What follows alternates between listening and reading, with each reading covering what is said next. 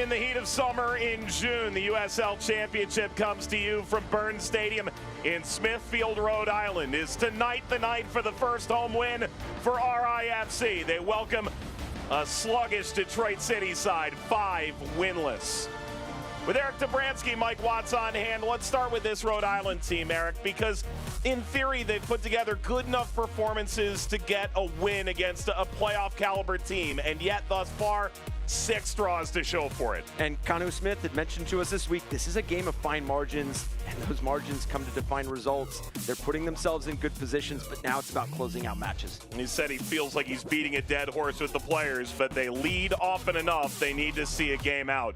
They'll try and do it tonight against a Detroit team that has to feel disappointed by the way it ended against Orange County. And I would say 2 consecutive emotionally draining matches for Detroit City FC. They go to Lou City, they score first and then have 5 unanswered scored on them and lose that match 5-1, and then go to Orange County SC, really battle with Orange County. They take the lead, they concede, and then they lose late, that 3-2, and both being on the road. Now think about the fine margins that Kano Smith discussed. If you're Detroit, the first 5 games and the last 5 feel a lot different. I mean, quite a contrast. I mean, the positive for Detroit City is they've built this equity of those 5 wins, so you can kind of manage this spell of games, but 11 goals conceded in this 5-game stretch, 4 goals scored.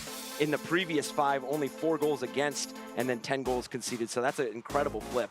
For Rhode Island tonight, they're going to be without Albert Dequa. It means J.J. Williams is going to have to carry the load. Yeah, back healthy. His quality and experience can drive this Rhode Island attack. It starts with his positioning and then ends with his ingenuity. He can score the spectacular goal, making something out of nothing, but also tuck away those scrappy goals that top-class forwards do. Makes his 4th appearance here tonight. Conversely, it all goes around Maxi Rodriguez for Detroit, doesn't it? It is. He's the architect of this side and commands such attention in the midfield, looks to provide balance for both sides, links the lines and connects both sides. Rhode Island's going to have to influence where and when Maxi Rodriguez gets on the ball. 6 goal contributions in 9 games this season. Here we go. Let's roll in Rhode Island. Detroit City trying to get back on the winning side of the ledger for the first time in over a month. Rhode Island looking for that long-awaited first home win. Lineups kickoff imminent in Smithfield. This is the USL Championship on a Saturday night in Rhode Island.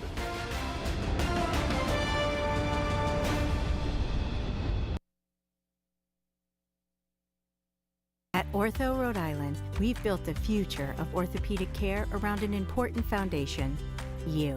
Our experienced surgeons and specialists offer the full spectrum of orthopedic care with leading-edge treatments and technology and a one-of-a-kind patient experience. From diagnosis to outpatient surgery, physical and occupational therapy, acute injury care, and advanced imaging, we make you the cornerstone of innovative care. To learn more or schedule an appointment, visit orthopedicsri.com. Hey Providence, we're Breeze Airways, and we offer non-stop flights from Rhode Island's T.F. Green International Airport. We're redefining what it means to fly up front. This one's for you. Introducing Breeze Ascent, the newest, nicest way to fly. It's seriously comfortable, satisfying, and affordable. Book today at flybreeze.com and experience the nicest way to travel. Breeze Airways, seriously nice.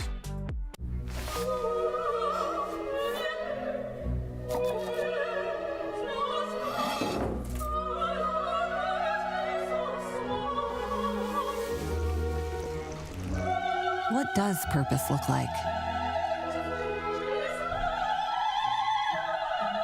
Whatever your purpose, we're here to help. Centerville Bank. Progress on purpose. History is made in Rhode Island. Congratulations, Rhode Island FC, for achieving the dream and making this a reality. Rhode Island FC, the Ocean State's only professional soccer team, has kicked off its historic inaugural season. This is going to be a spectacle to enjoy. Rhode Island on the board! Family 4-packs are now available starting at just $20 per person. Don't miss your chance to be a part of the action. Get your tickets today. The future is bright for Rhode Island FC. Take a look at the starting lineup for Cano Smith and Rhode Island FC. They've been in a 4-back often in recent times. We'll see if it ends up looking that way in the end. And you look at Noah Fuson, another player that can be impactful in the final third, both as a scoring threat and his services into J.J. Williams and Prince Sadie. Turnbull does it on both boxes, a lockdown defender, and his presence in the attacking half as well. And this is a midfield that's going to reinforce the press and take advantage of some of those winning the ball higher in position. And then Detroit City, this is a team that typically postures itself defensively in really good positions. So good, so solid. First start for Saldana in goal, but James Murphy's going to be instrumental in the midfield, not only winning first and second balls, but setting the tempo as well. You mentioned first start in the league for Saldana for Detroit. Had a strong run in Sacramento, 22 starts over the last 3 seasons. He has started 3 Open Cup matches, including that historic victory over Houston. Here we go on this Saturday night. Rhode Island FC welcome Detroit City. First meeting between the two clubs as Detroit tries to find its first win in 6.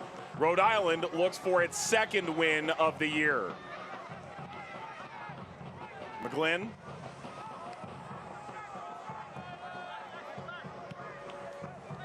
Rolled over by Nadarse.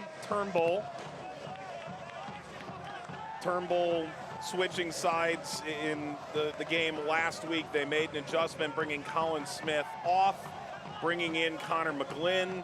Halftime felt like that really aided possession. They start that way from the beginning. Ball slid through for Doyle. Slid away by Amu Mensah. J.J. Williams circulates. Williams pumps, tries to cross, brought down by Morris. And still just as effective Turnbull was. The creation, 1v1, the ability and the quality on the services. Like, this almost feels like a match where what gives? You have Detroit City coming in, the 5 games, winless, 2 draws, the 3 losses. You look at that game at Lou City, scoring first and then conceding 5. And then for Rhode Island, just continuing to put themselves in winning positions and just unable to finish 8 draws on the season, the 1 win, but 3 points will go a long way tonight. Here's what both teams need to do to build a win, presented by Go Fix It. For Rhode Island, it's being efficient in the final third. It's gonna be, they do a tremendous job of pressing and winning the ball higher up the field, shrinking the distance they have to go from being front-footed to goal. Now it's about that final action, and for Detroit, it's breaking the press. It's gonna be getting through the lines, whether on the dribble, playing the ball through the back. I mentioned James Murphy in the open. It's gonna have to be somebody that makes himself available. And then for Detroit, it's also gonna be about how do they bypass that press. Sometimes you're just gonna have to play long and relieve that pressure. Amu Mensah for Detroit. Cano Smith acknowledged it. He knows as well as anybody, he said. Every team's gonna go through it at some point. McGlynn, ball got knocked away from behind by Yazid Matthews. So Detroit's going through it right now. You mentioned in the open, they've put so much money in the bank right off the bat, got the first 15 points of the year. They've only played 10 games. They're still in playoff position. Just because these 5 games haven't been in a winning mode doesn't mean they're in trouble yet. It's one of those things where we're the prisoner of the moment a bit, and you know the narrative is controlled by Becerra early, that back set all the way through past Ibarra and out. The narrative is controlled by what have you done lately, and you know, for that first 5-game stretch, everybody was talking about Detroit City, 5-0. I mean, the balance they were finding in both boxes, because they were one of the lowest scoring teams in the league last season, but so stout defensively. Now they were turning the corner, looking dangerous in both boxes, and then hit a bit of a skid. And you know, sometimes it's not only the congested schedule sometimes, but this is a Detroit City side that still have some games in hand as well. Matthews sliding toward the penalty spot, sent away to Williams. Tried to draw a free kick, nothing there.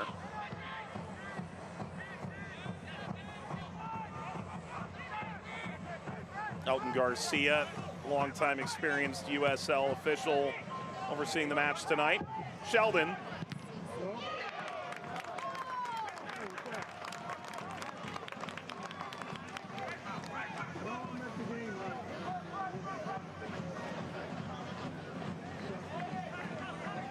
Sheldon's 4th start of the year, 10th appearance in 11 games for Detroit. Matthews. Morris bangs off of Turnbull. That's a corner for Detroit City. Good aggressive start for Detroit City. Playing front-footed. Good space, good combination. Earning this early corner.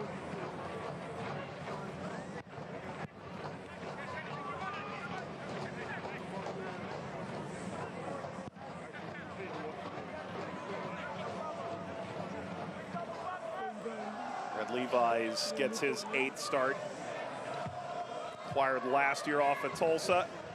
HILB group corner kick. Levi's pumped away. Morris knocks it down. And Murphy retains.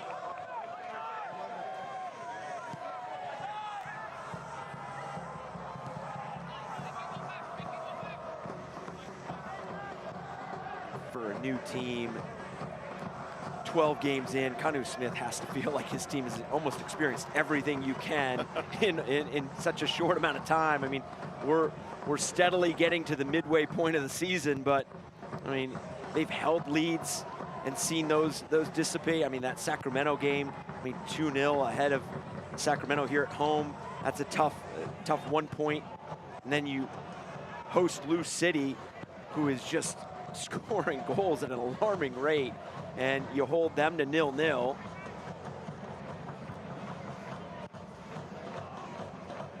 Smith's side, 1 win, 8 draws. 43-year-old Bermudian head coach, named March the 8th last year.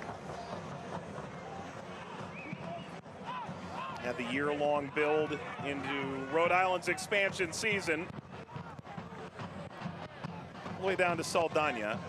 You know, it's funny, he said, you know, with a new team, everything feels like a new experience. I remember talking to him 2-3 weeks into the year, and he goes, we don't know what kind of road team we are yet, and what changes we make on the road. So we haven't done it yet, as Rodriguez hangs a big diagonal out to Jope.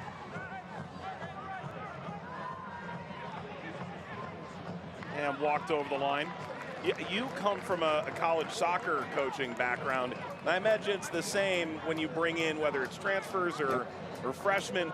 They just haven't experienced any of it yet. So you kind of have to get a handful of games under your belt, a handful of experiences, and a losing streak and a winning streak, and then you know what it's like. 100%. And this roster has been built with, as you mentioned, the transfers in college soccer, with players with USL experience, with MLS experience.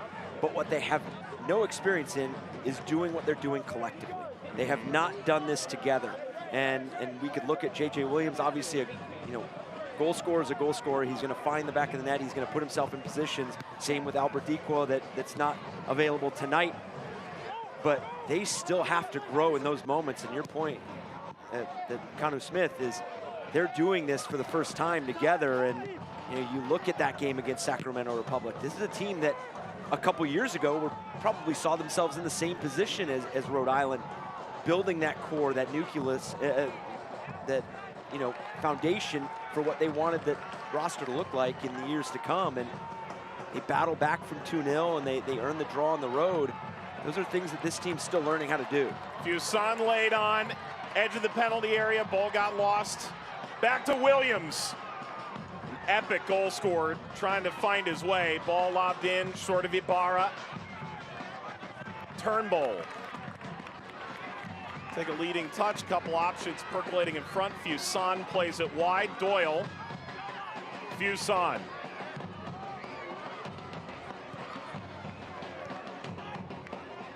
McGlynn. And Detroit stout in that moment.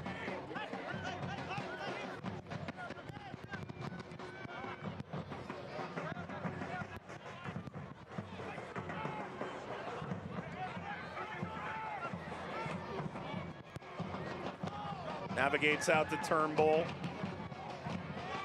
To Doyle. Jusan, Turnbull. Touch let him down. Gives us a chance to take a look at the health report for both teams. Presented by Ortho Rhode Island, the official orthopedic partner and team physicians of RIFC. Learn more at orthopedicsri.com. Dequa is out tonight, picked up a knock last time out. Stoneman remains out. Shapiro Thompson remains out for Rhode Island. Conversely, for Detroit, don't announce an injury report, but notably omitted from their roster tonight is Ali Coote. But Elvis Amo is on the bench for the first time since 4 games in. He started the first 4 games of the season, but out with injury ever since. You could argue that Amo was the big offseason attacking piece, while we've come to really enjoy watching Ben Morris this year. Amo's got that big physical build, provides a totally different element than Morris does once he gets going again. And you had that opener against Colorado Springs Switchbacks. Take that 2-1 with Elvis Amo scoring. Impactful in that match. And for Rhode Island, they just unfortunately cannot seem to get J.J. Williams and Albert Dequa on the field at the same time for a sustained portion of the season. It seemed like we were moving in that direction. Now, injury to Albert Dequa keeping him out tonight. There's that acknowledgement, right? There's the Cal Jennings-Manuel Arteaga duo. There's a duo in Las Vegas that put up huge numbers early in the year, led by Noel. In theory, you paid for a top-tier duo, and between the knocks and niggles that have gone along for Dequa, the long-term injury to J.J. Williams, we still don't really know what it's going to look like in unison. Rodriguez able to pick this up, seeking Matthews in a diving effort off his line. Coque Vegas able to pull it in. Matthews was trying for a pretty spectacular goal. He's able to get his head to it. This is where Coque Vegas is so top class. His ability to not only be focused on the play that's developing, but tracking that late runner and then so aggressive off his line. That's a tad too aggressive off the back line from Amu Mensah.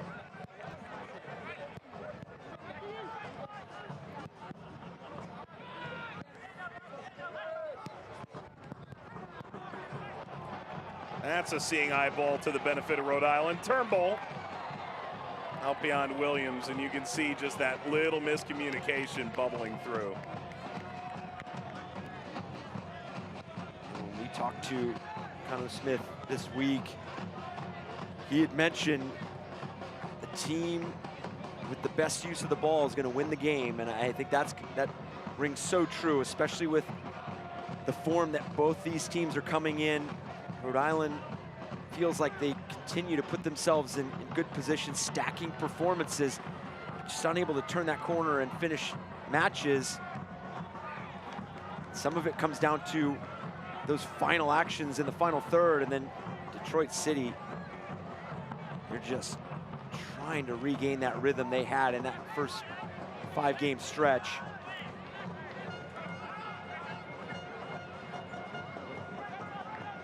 And I'll add this as well, that 5-0 start for Detroit City, 4 of those 5 wins were by 1 goal.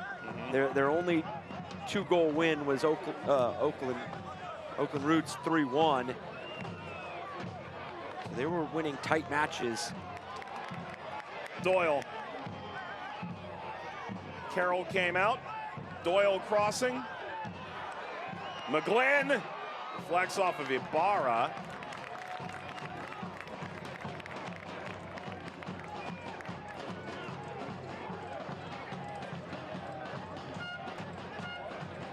Yeah, isn't that sort of a live by the sword, die by the sword? We sat there through 5 games, and look, wins are wins, and especially in this sport, your ability to see out tight margins is usually what defines how good a team you really are. But it was 5 games in, 5 wins by a total of 6 goals. You thought, well, eventually the luck runs hot and cold over the course of 34 games. And going back to it, you look at the record, 3-5-2. You have 7 results out of 10 matches. That would be positive for a lot of clubs. But I think it's the way they're playing. I mean, hey, not even to add in the U.S. Open Cup defeat, add Indy, that 3-0 loss midweek. It just comes down to where are the goals going to come from? And I think that's where you add on the form, winless in 5, and then where's the sustained attack going to come from? Where are you going to scare teams and make them feel the pressure?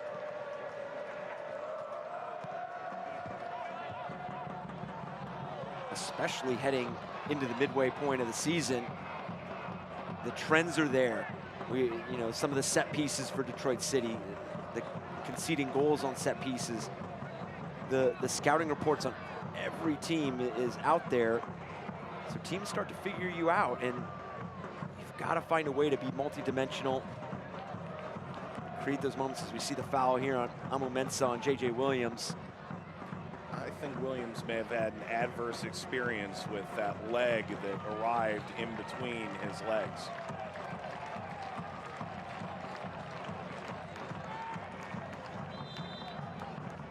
Upward and onward, JJ. Had an assist last week in their 1-1 draw against Hartford. So a player that we know his scoring quality, but anytime you can find yourself on the stat sheet contributing to goals is a way to build into confidence. And coming off injury, it's going to be about stacking moments and stacking performances. Turnbull overcooked for both Doyle and Williams.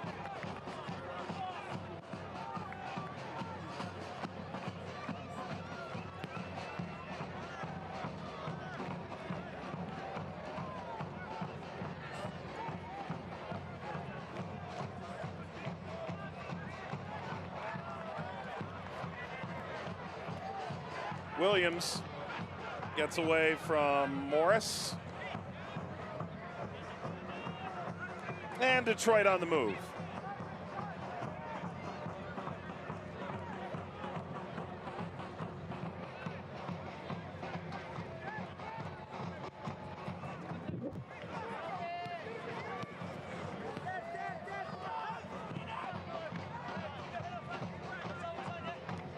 Amo Mensah.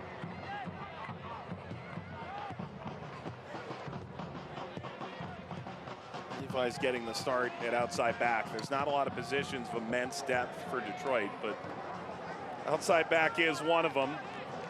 Let's tell you that RIFC Family 4-packs now available, 4 tickets, 4 dogs, 4 drinks, and 4 times the fun for just $20 per person. Visit RhodeIslandFC.com/tickets to learn more. A couple of road games coming up here for Detroit. They'll go away to Memphis. Then they'll play the back end of the Lou City season series on the 22nd.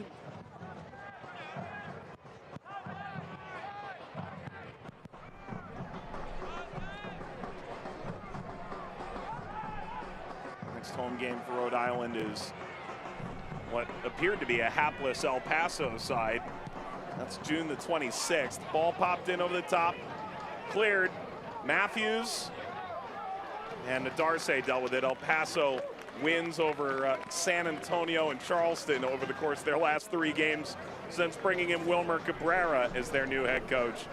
Yeah, you look at that first game for Wilmer Cabrera.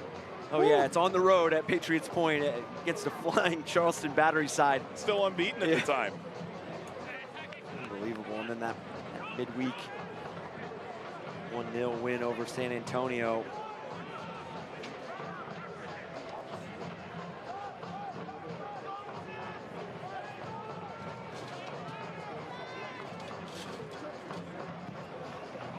Levi's sent away by Yao. Amo Mensah, so often an option on that back post. Back by Murphy. Talking about El Paso, you Ball in behind for Matthews. Matthews got around the keeper. Matthews knocked down, cleared away from the line. Maxi Rodriguez was hoping to poke that home, and the referee saw nothing wrong with any of it, apparently.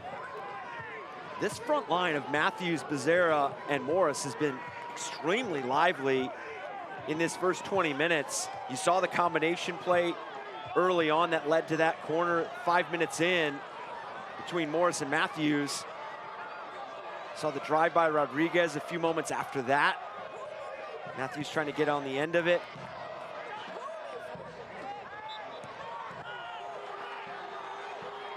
Sheldon peels himself up off the ground behind the play.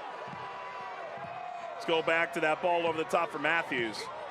And this is the positive start that Detroit City is having. When they are regaining possession, they are looking to be progressive. They are looking to be front-footed.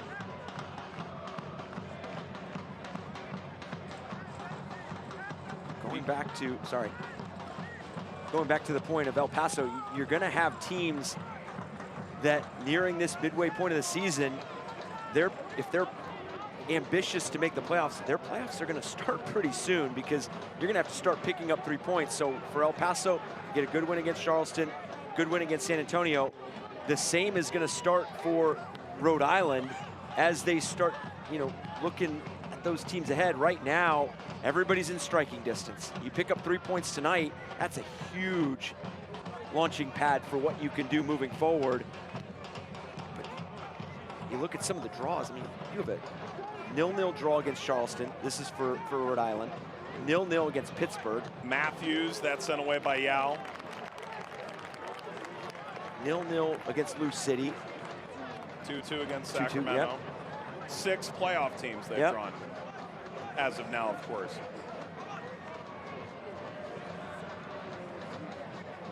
That wasn't a penalty for you 2 minutes ago? Not enough in that? I thought there was. That's why I was I was all for chatting through where Rhode Island's at, but I mean, where they should be potentially is down 1-0. Yeah, that ball played and tackle come late. Levi's, that cross sent through. Poked over by Morris. They'll have a chance to reserve. Ball whipped in by Levi's back post. Header looping from Amu Mensah, and with the push, the whistle won by Nadarse.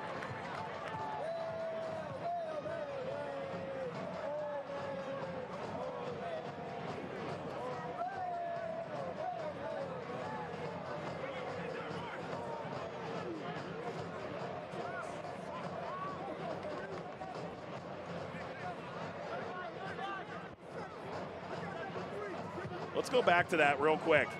How much contact does Koke make here? It's this touch. Any? Yep.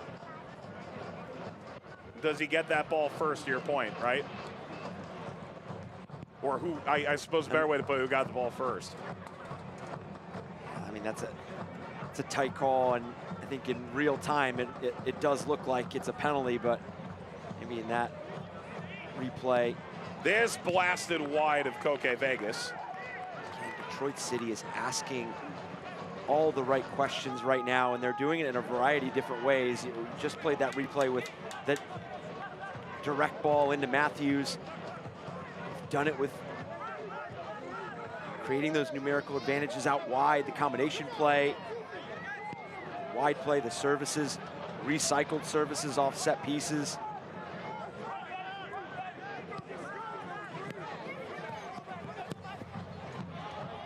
Turnbull, long for Prince AD. There is nobody home.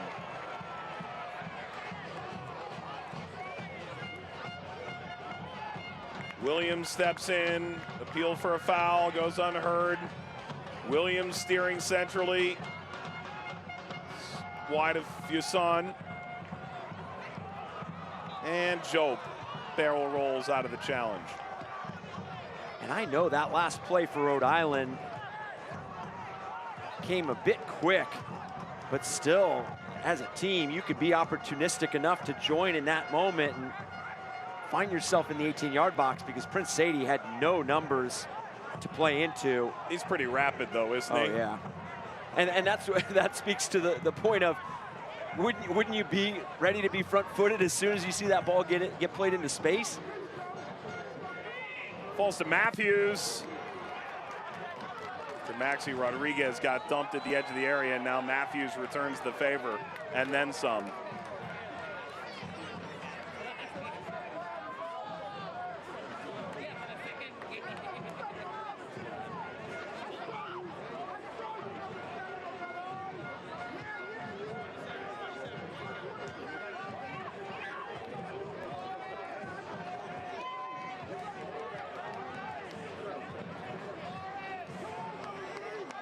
Especially with the way Rhode Island is set up tonight. You put yourself in a situation where you have those numerical advantages in midfield, but you also put yourself where the starting positioning, the starting points for your players in scenarios where Prince Sadie found himself out wide with the service. You should have advantage there as well. Those starting points are higher up the field. The layers are there.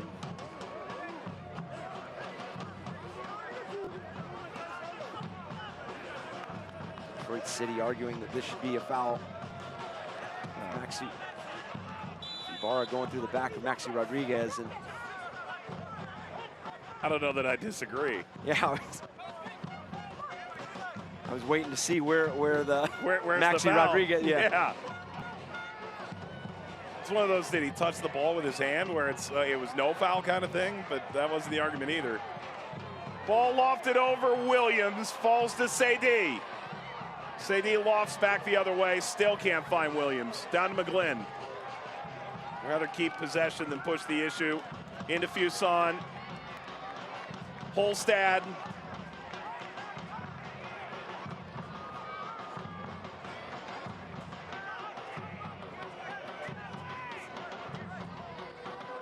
Started to shift Detroit out of that side and tried to go back down the right, and there's really no opening. Yao. Matthews, clever ball. Rodriguez. Matthews. Nadarse.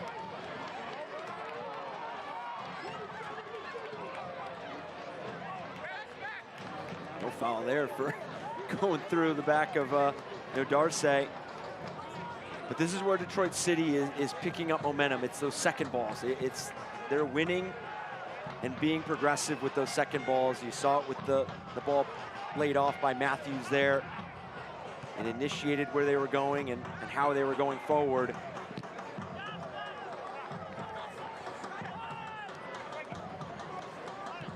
Well, Nadarse got that all wrong and all right. Gets possession back here for Rhode Island. That's the McGlynn ball that you pay for. Opens things up a bit. Inside Fuson. Ibarra. Trying to work off Doyle, who'd switched onto the right-hand side. When McGlynn hits that 40-yard diagonal, that's what at times made Hartford really tough to defend in recent years. Clever back heel. Williams kept it alive. Fuson threw a high boot toward Amu Mensah. Play continues. Sadie getting into the game more down the left than he did on the right. Sadie knocked down by Saldana, and he holds on. And that ball there by Connor McGlynn, it also plants the seed for Detroit City that they know that that's in the toolbox. Obviously, you know that going in, playing against a player like Connor McGlynn. But then you see it in real time. You start to get a bit more expansive earlier defensively, and then you never know what channels become available now for Rhode Island. Great ball in over the top here. Doyle. Doyle, that pinballs back to Murphy. And Becerra can't retain.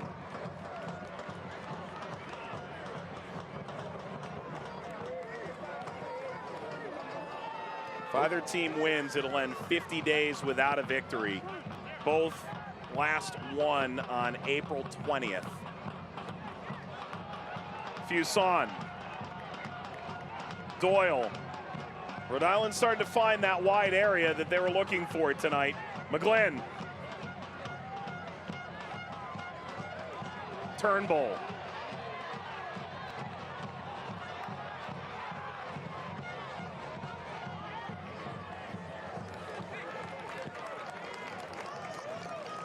The crowds keep coming out here in Rhode Island, and you can understand if it's starting to get a tad on the frustrating side. Game after game, trying to find that breakthrough performance on home ground. 5 draws and a loss to the reigning champ Phoenix Rising through their opening 6 home games. Somewhat ironically reminiscent of the beginning of their El Clamico rival, Hartford, back in 2019. Contact, Doyle went down. Referee wags his finger. Elton Garcia says nothing to it. Amu Mensah battling with Williams. Williams kept it in. Williams lofting Sheldon away. Down to Rodriguez. Came off Fuson, and Detroit take possession. And both teams exchanging sequences in and around the box, but neither coming up with anything clear-cut, forcing goalkeepers into a save, Saldana or Vegas. By the way, do you like the El Clamico moniker? Kanu Smith said he said he didn't hate it, yeah, but he wasn't putting his thumb Yep. on the scale either way. Yep. Said that's not his responsibility. that's the fans that'll make those calls. He did say, however, that Rhode Island has the best seafood in New England. He was very quick to take the win there. Yeah.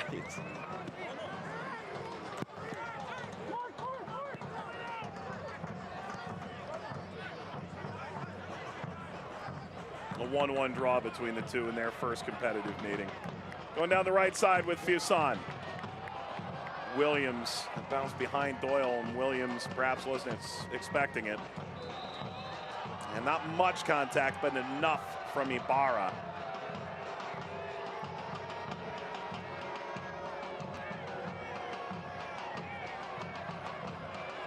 Ibarra, player that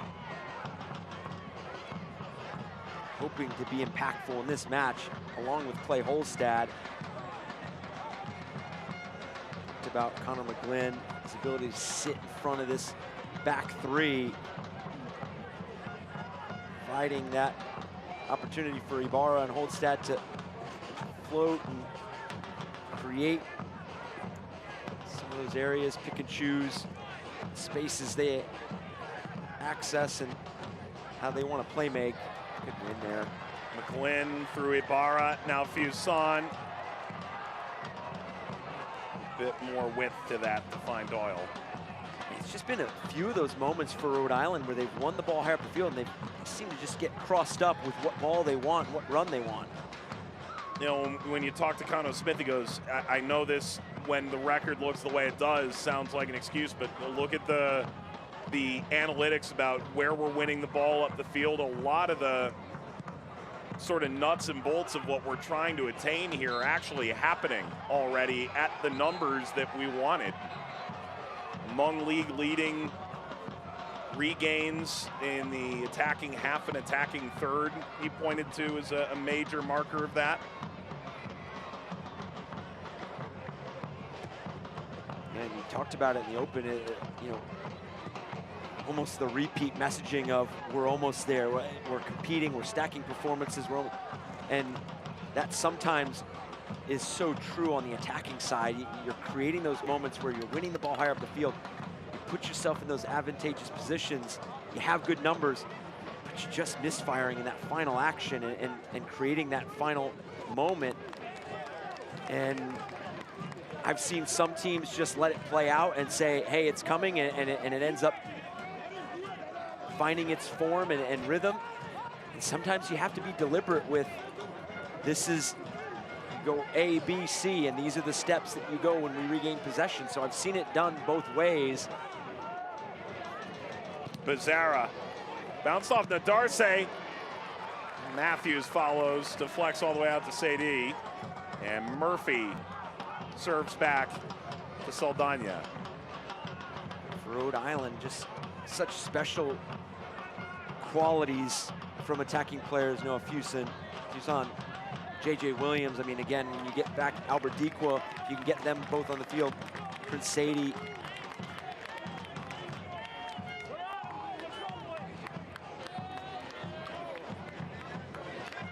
In theory, it's coming.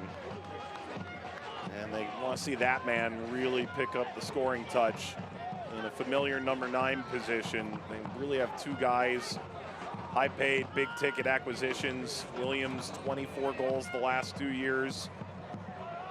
Dequa, the reigning Golden Boot winner. How do they get them on the field? How do they get them both in their best position? Do you eventually play a 2-front?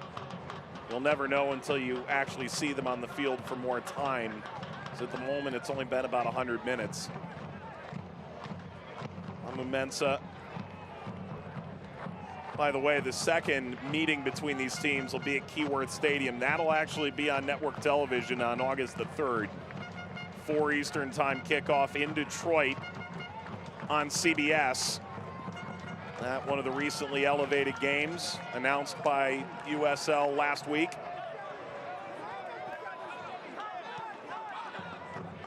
USL will be on CBS 2 weeks prior as well. Oakland and Sacramento from the town on CBS. Well worked into Sheldon, plays to Matthews, Becerra! Ball deflects, Matthews in behind, and it's knocked in by Maxi Rodriguez. So Detroit grabs the lead in the 36th minute. It's 1-0. And is that the breakthrough Detroit's been waiting for? An incredible commitment for Detroit City. This play in by Sheldon, the combination play, the unselfishness, knowing that he needed to upgrade the play. Matthews plays in Becerra. Becerra takes a shot, and it takes the deflection, and this is playing opportunistic. Maxi Rodriguez in the box, peeling away, tucks it away, and puts his side up 1-0. 7 goal contributions for Maxi Rodriguez. 4 goals, 3 assists on the year. And you talked about how that front 3, front 4 for Detroit was creating the right ideas. They've finally broken through, and Detroit leads on the road in Rhode Island. It starts with a clever ball played in by Matt Sheldon. Initiates the run of play, and not only getting the numbers in the box, but understanding and recognizing what spaces have become available in that run of play.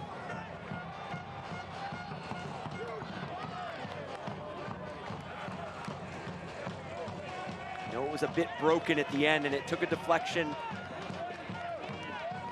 but you have to put yourself in those positions to have those fortunate bounces.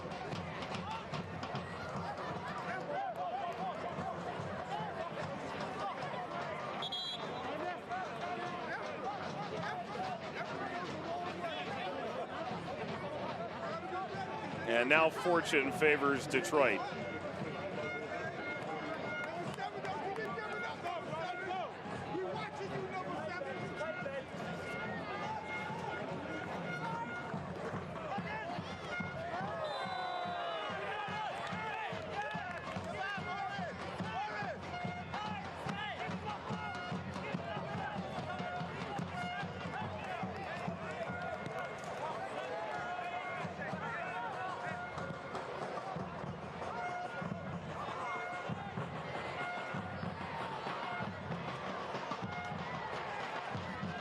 No shots for Detroit since the 14th minute of play.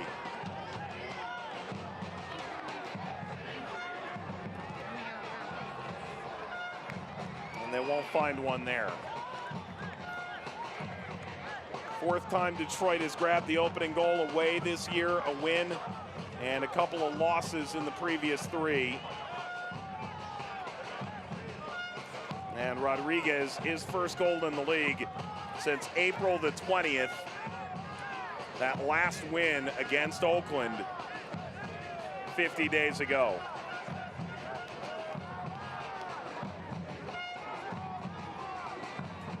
And now it comes to Saldana and the defenders, right? The desire to get back to clean sheets, something that Danny Dicchio was quite clear about this week. And for both sides, I mean, when you're playing a team that are not bagging the amount of goals that they would like and not scoring at the rate that they want to and not creating the amount of chances that they would like, you have to feel like getting that 1-0 lead, you really hunker down defensively. And I'm not saying you just pull bodies behind the ball and you play with the 1-0 lead. You want to go push for the second goal, but what I'm saying is you want to make the other team create something special to beat you. Sadie, Williams. And for Rhode Island, they've had 3 matches thus far in this 12 games in the season that they've scored 2 goals. And that's the 2-2 against Monterey Bay, the 2-1 win against Las Vegas, and then that 2-2 against Sacramento Republic. So for Detroit City, manage this next 5 minutes, take the lead into the half, control the narrative.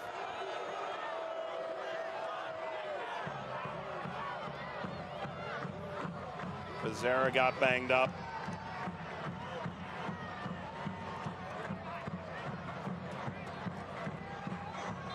Got it late from Yao right there. Looks like he got it with the left foot. I'm missing here because Yao gets to the ball and retains possession. What am I missing here? I'm kind of at a loss, right? I'd love to debate you, but I'm right there. There have been a couple today that have just been a little puzzling. I mean, unless you want Yao to hop his way into the ball, I'm a little, anywho.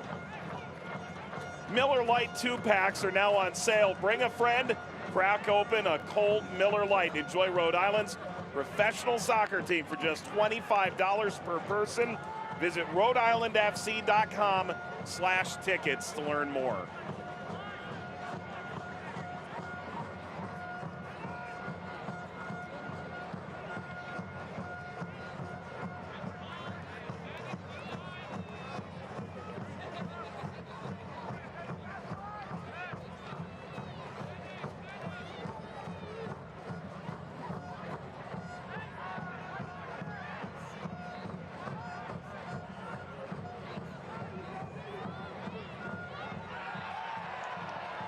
Doyle dropped by Job.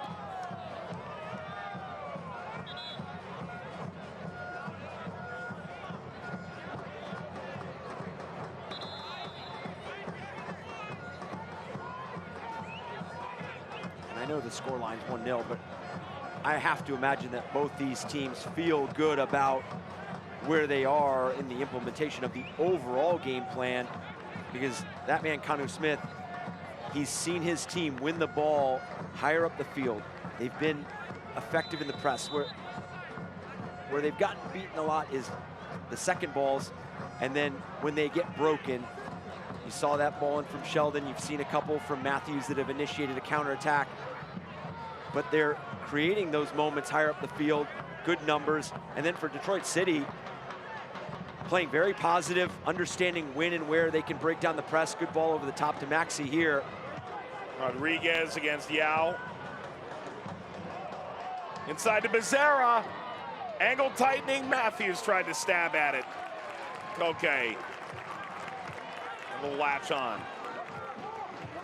By the way, I wanted to make a reference because Yao and Maxi Rodriguez were tied up there again. They've been with each other quite a bit tonight. I give Elton Garcia a bit of shtick on the foul from Yao previous. Credit to him for pulling both players in. He called Maxi Rodriguez and Yao over and said, hey, no more, hug it out.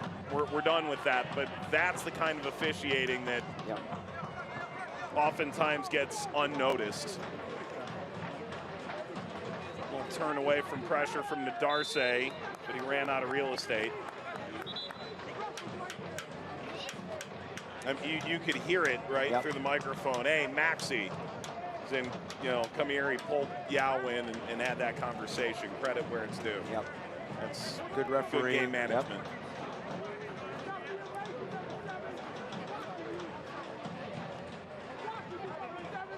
I think when games get out of hand, it's because those conversations aren't had. Exactly.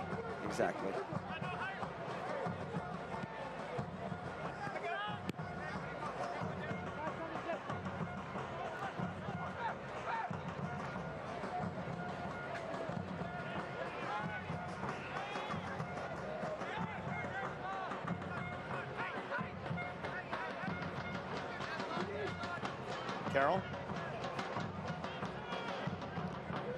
Detroit had allowed 7 goals in the previous 135 minutes of game action.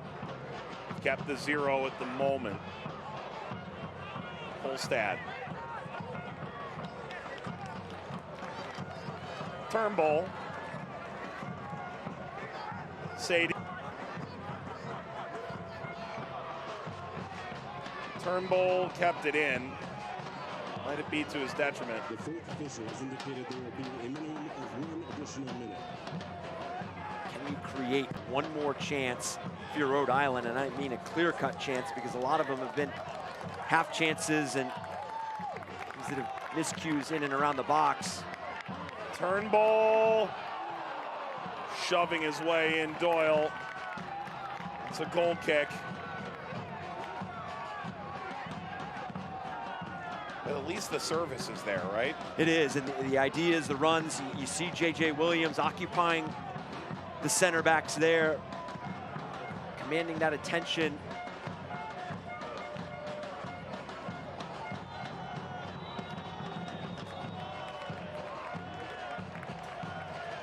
No need to kick again. Halftime in Rhode Island. Maxi Rodriguez, 4th goal of the season. The right man in the right place at the right time for Detroit City. Opportunistic for Detroit City. They've thrown good numbers going forward. They've been very progressive when they regain possession. For Rhode Island, it's just about reinforcing the press. They're getting good numbers. They're getting good, pressure on the ball, but now it's about that next line as well, and then being effective when they do win that ball higher up the field. Maximiliano Rodriguez, the opening goal, comes in the 36th minute. A net mouth scramble, right place, right time to tap it home. And Detroit City seeking their first win in 6. The halftime lead in Rhode Island. The Stadium Scoop coming up after these messages.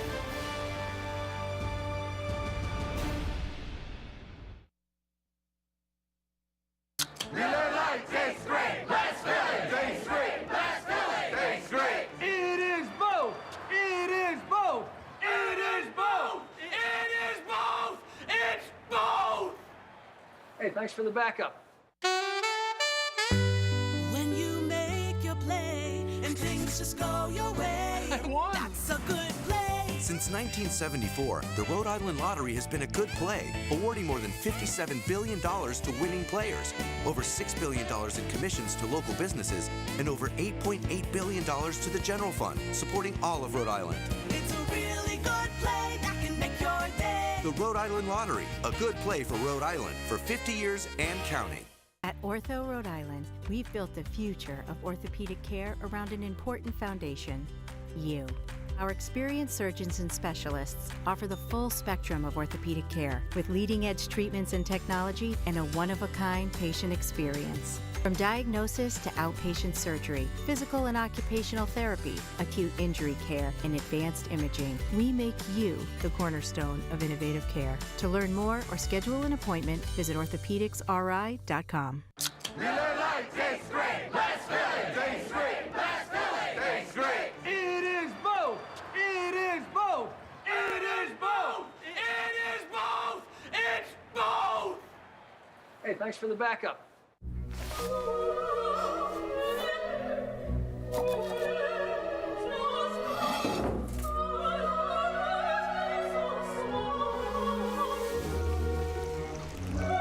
What does purpose look like? Whatever your purpose, we're here to help. Centerville Bank. Progress on purpose. Halftime in Smithfield, 1-0 in favor of Detroit City at halftime, and Rhode Island stuck sitting on their hands. Hey, these fans are winners of the seriously nice seat upgrade presented by Breeze Airways. Every match, 4 lucky fans provided a premium match day experience courtesy of Breeze Airways.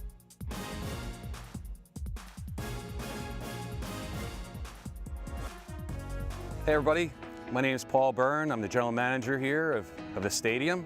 As you can see behind me, we've come a long way here in Pawtucket, Rhode Island, and looking forward to giving you a bit of a glimpse as to what we've been up to. These are our suites that we just walked into. Fans will be able to enjoy incredible seats that are just off of the field here, and it'll be a great group setting for RFC fans when they're here at the games. Welcome to the Loge. This is an incredible part of the building here. We have 3 separate loges underneath this structure. Behind me is where the players will be entering the field. You can see City Hall in the distance and really encompass what the stadium means to Pawtucket here. Here we are at another loge on the southeast corner of our stadium. This is one of my favorite spots in the building. This will be a great view, as you can see, from the river over my shoulder. Another benefit from a premium standpoint in the building. Well, welcome, we're inside the south building. You'll be able to walk into a VIP vestibule. This VIP vestibule will give access in a staircase as well as an elevator to get up to our main concourse level. This will be the main entrance for the players to enter the field. Both teams will be side by side and they'll make their way out and then head towards the middle for their procession. Down here, we're on the field, right at the goal, the south goal. Behind us will be our passionate supporter group. This is our main stand, both upper level and lower level seating. Here you see that American flag will be our press box as well. I was here 3 weeks ago and this structure wasn't even here. Progress on this site has been enormous over the last few months. I'm excited to continue to share with you as we continue to progress on this site and march forward to 2025.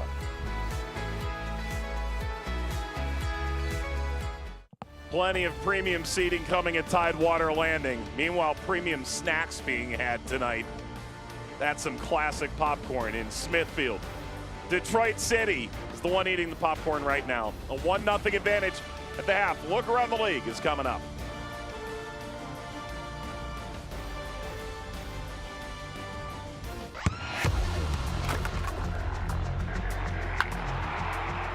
We all have goals. But let's be honest. Most of us aren't going to be professional athletes. But if your goal is to finish your degree, we can help. Come to a university that puts your goals first. Bellevue University, your partner in finishing goals. The best nights start with Jägermeister. Made with 56 botanicals. Always served ice cold.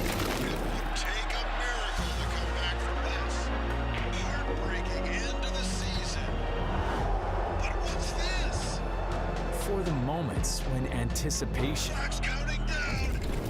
5 seconds. 3, 2. becomes celebration. Jägermeister. Meister the moment.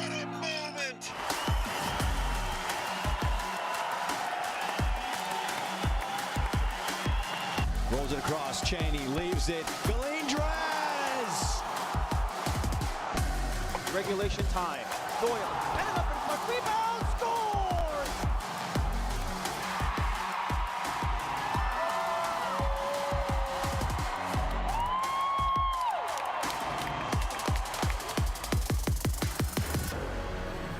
They're hungry for the women's game. They want to see women's soccer. They want to play women's soccer. And that's what we're building at the USL.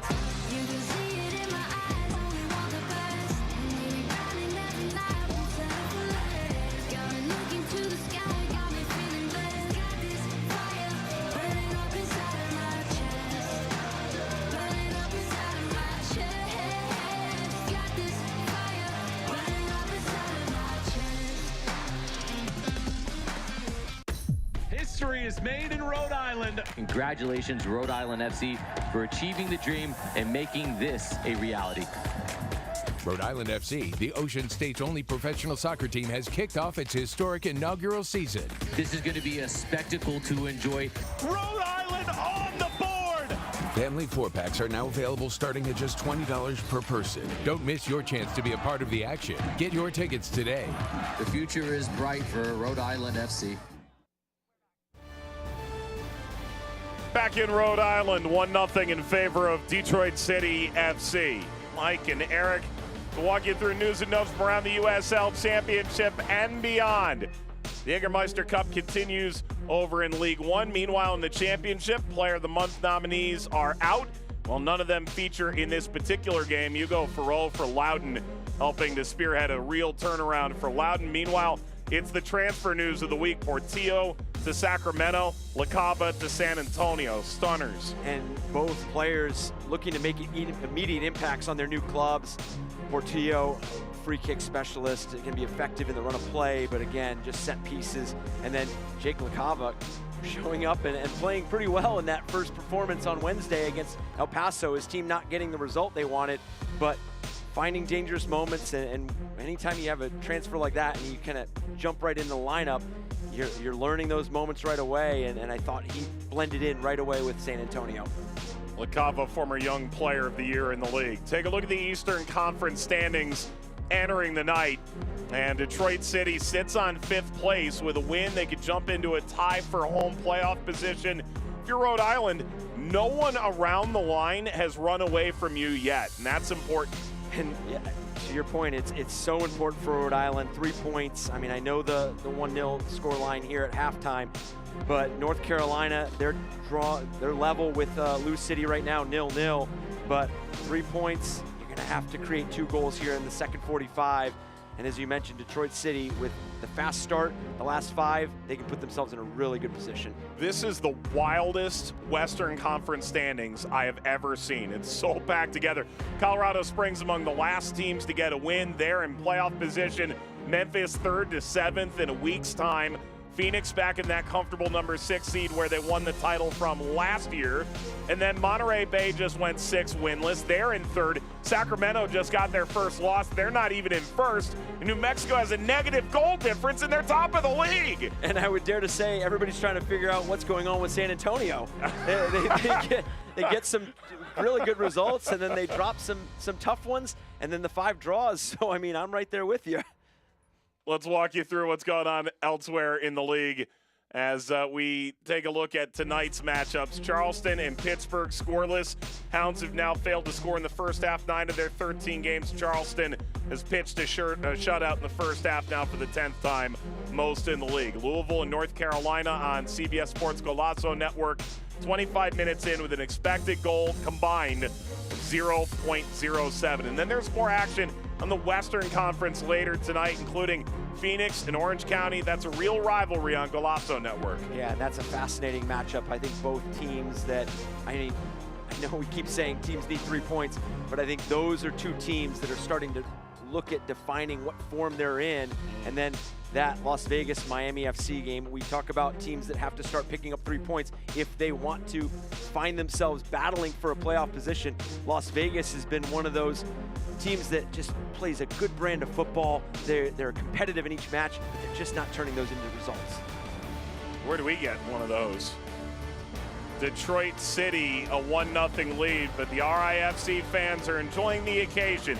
The 7th home match, and Rhode Island still looking for the breakthrough here tonight.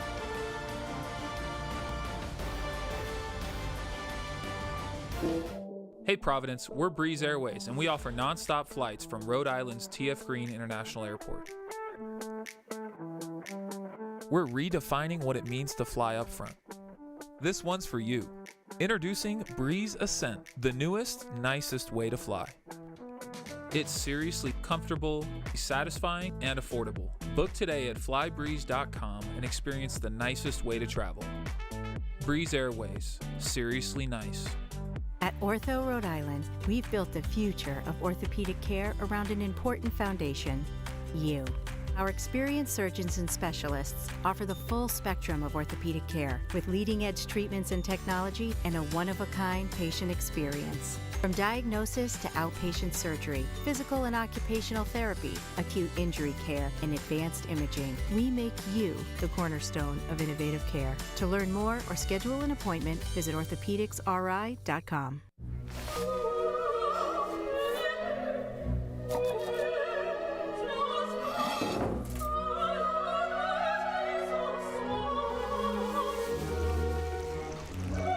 What does purpose look like? Whatever your purpose, we're here to help. Centerville Bank. Progress on purpose.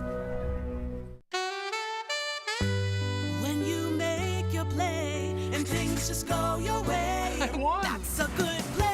Since 1974, the Rhode Island Lottery has been a good play, awarding more than $57 billion to winning players, over $6 billion in commissions to local businesses, and over $8.8 billion to the general fund, supporting all of Rhode Island.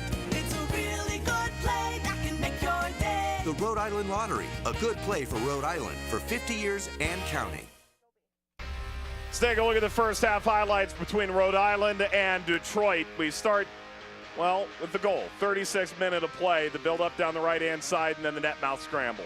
And unlocking that space, Matt Sheldon playing that ball through, reconnecting with it, and then terrific numbers in the box for Detroit City, and that's the outcome you get when you throw the numbers and you play opportunistic.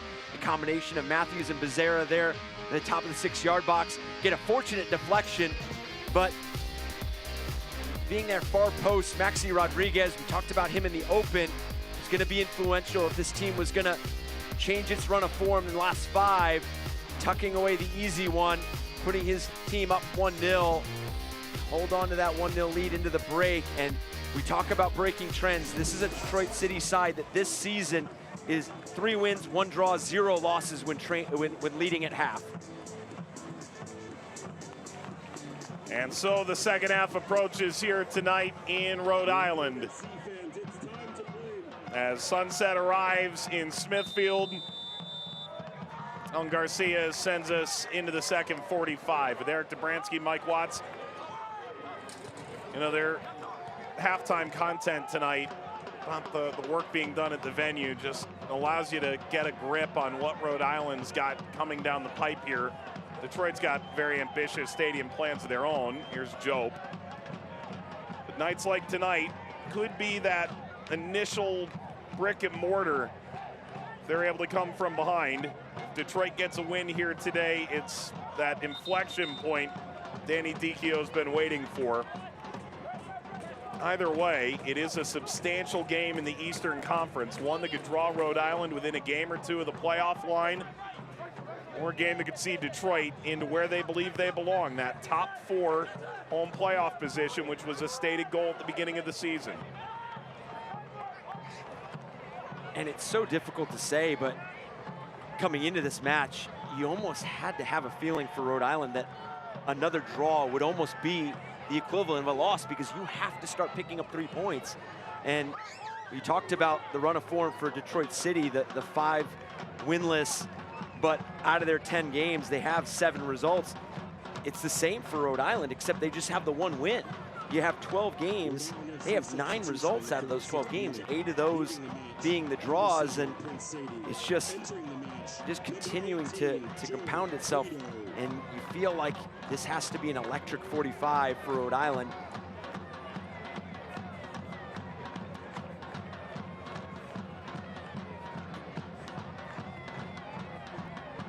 Corner kicks presented by HILB Group.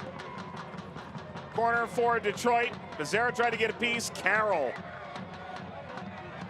With Rodriguez approaching, ripped in by Koke. And that's where you have to be careful, is you cannot concede a second goal if you're Rhode Island. And that's where, for Detroit City, this first 5-10 minutes, you want to make sure that Rhode Island's feeling the pressure, earning that early corner kick.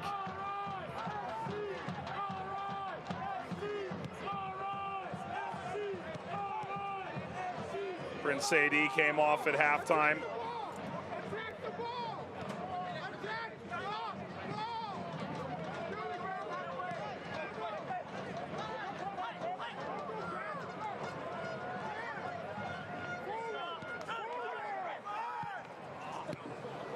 Becerra.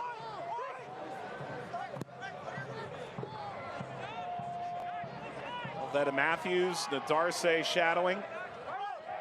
Joe Brito, 18 in the blue energy kits, in for Rhode Island. 12th appearance, 5th off the bench. You know, we had the chat last week with Cano Smith about the change that they made. Bring Colin Smith off, says nothing he did wrong at outside back. It was a tactical sub. So if Sadie comes out and Brito comes in, you're taking off this pacey electric winger who had his moments, but sporadic in the first half, for a guy in Brito who's going to lock himself in around that midfield circle more often than not. This dropped in behind, and Amu Mensah able to get his noggin to it. And Sheldon got his heels clipped by Williams. Yeah, there's clearly something there for Canu Smith and his side tactically that they want to take advantage of and they want to adjust.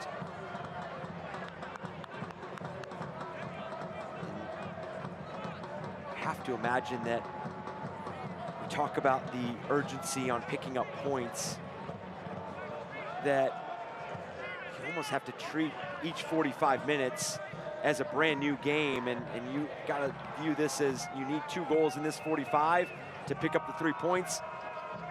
What tactical adjustments make that possible?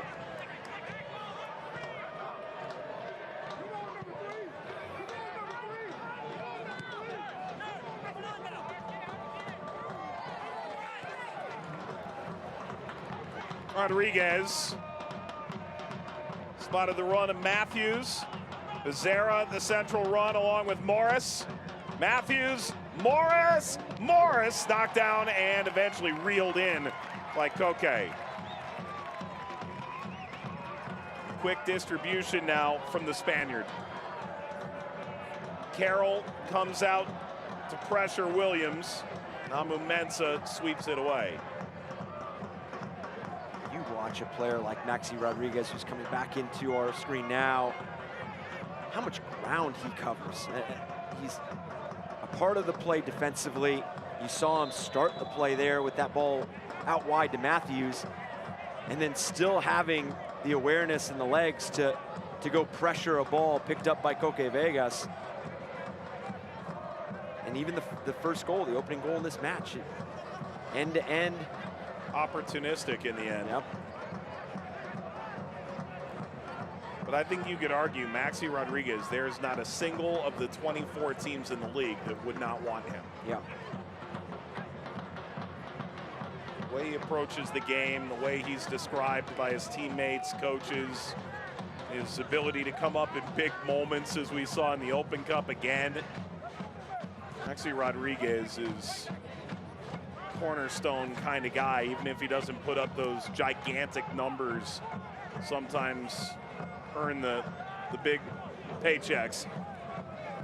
And that's what makes those kind of players so fascinating, because when you're the topic of conversation game in and game out, and you still find a way to influence it game in and game out, it's just so impressive. And to your point, it goes to the preparation, it goes to the professionalism, it goes to the way he takes care of himself on, off the field, the approach. Ibarra, Turnbull.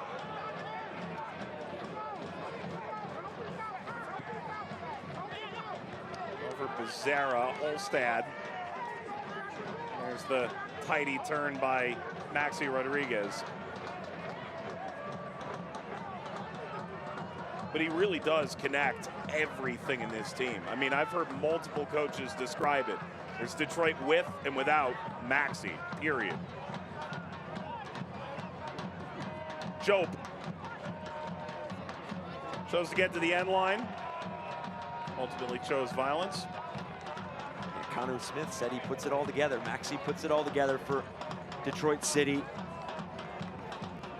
A lot of the times when you play a team and you narrow the scope and focus on the player, you look at it, say, make anybody else beat us but this player. And when you look at the score sheet and that player still has a goal, sometimes that's the most deflating and frustrating parts of this game.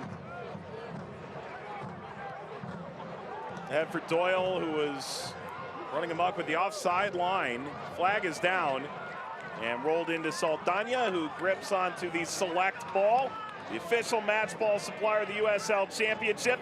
Many elite leagues throughout Europe. Visit us.select-sport.com. The latest Select product specials and more. That's Select, the player's choice. Saldana tattoos that Select ball in over the top. Koke. There is a goal in one of the other ongoing Eastern Conference games tonight. Louisville City now atop the league. Goal from Sam Gleadle in the 31st minute. They lead North Carolina FC 1-0. Charleston and Pittsburgh started concurrently with this game, scoreless. That's at Patriots Point in South Carolina. Charleston led the East from week 1 to week 13. But Louisville City jumping them last week. Williams plays it wide. Fuson angling, driving the cross toward Doyle. And sent out of play for a Rhode Island corner. And that's a positive look that Rhode Island wants. 1 versus 1. Noah Fuson out wide, the creativity, and then the explosiveness. Getting into that space and the quality service. This is where you put this man, Connor McGlynn, on the ball. Dead ball restarts. And an early goal is what Kanu Smith and his team want to draw up here.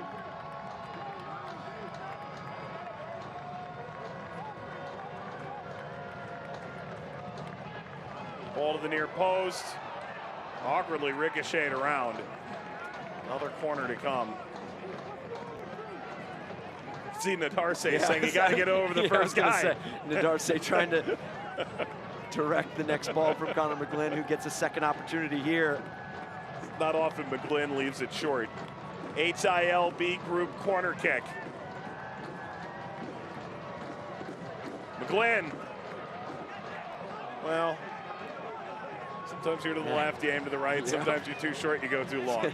It's like my golf shot right there. It's trying to self-correct in it. Nothing like putting it in the trees on the other side. Yeah. Just doesn't always work the way I imagine it.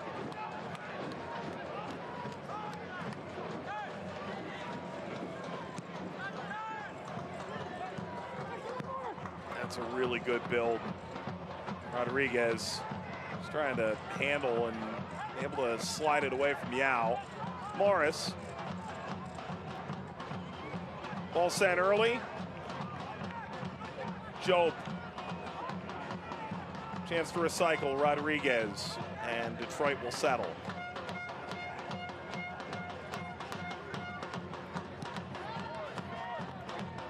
There are moments where Detroit City can hit you with the counter, but there's moments where, just like that sequence, they touch both sidelines.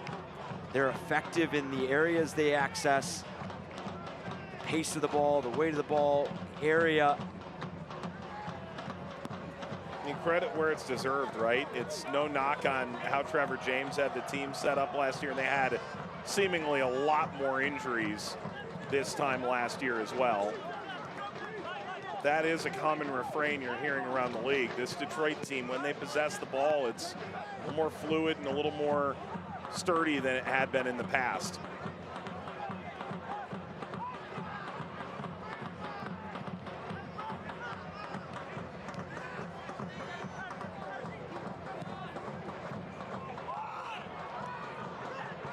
Get that right.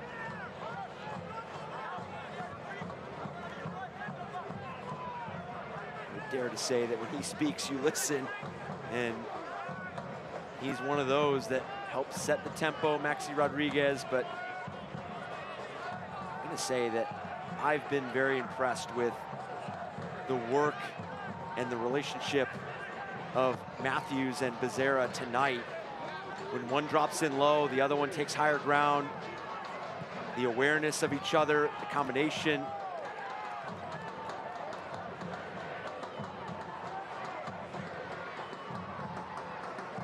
Rodriguez, by the way, has just eclipsed 800 minutes now this year.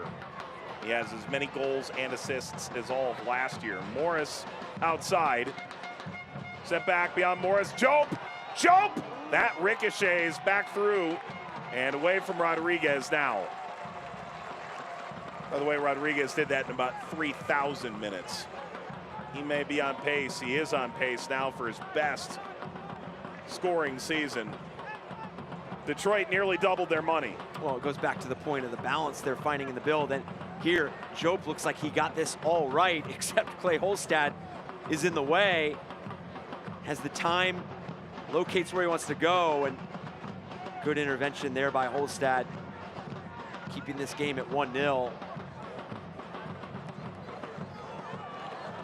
Good zigzag finding Doyle.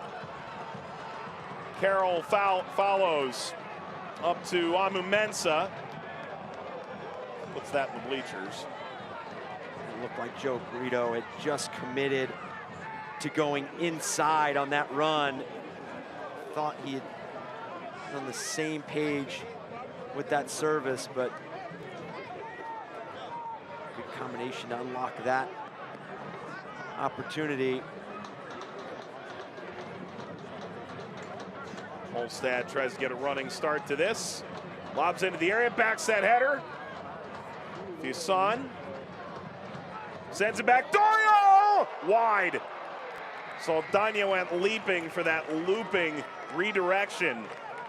And as we approach an hour gone, sometimes you have to thank a higher power.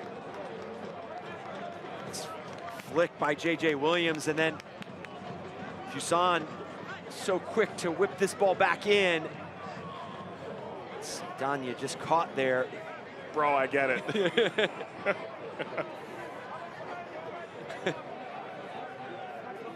Very thankful to still be holding on to a clean sheet right now.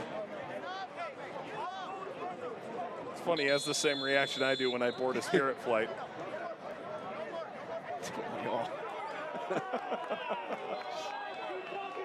Three starts in the Open Cup, including the penalty kick Hero took and saved in the 11th round against Houston. Was primarily the backup, the native Mexican in Sacramento for 3 years. Nate Steinwasser is here, but not playing tonight. So that's a pretty notable omission. All the while, the referee has taken the card out for the first time. Gets the crowd properly imbibed. Looks like Carroll shown yellow at the end of that.